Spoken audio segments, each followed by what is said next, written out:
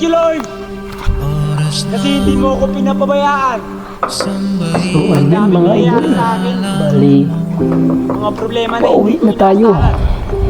Pero nandyan ka palagi, Lord. Para gabayan ako. Galing pa tayo sa pamimiglit.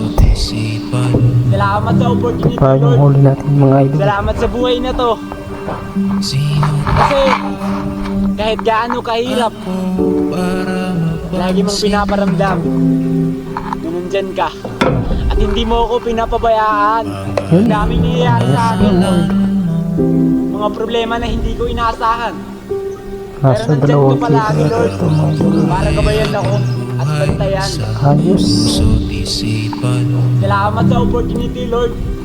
Salamat sa buhay na to. Kasi kahit gaano kahirap, lagi mong pinaparamdam na nandyan ka. At hindi mo ako pinapabayaan. Thank you, God!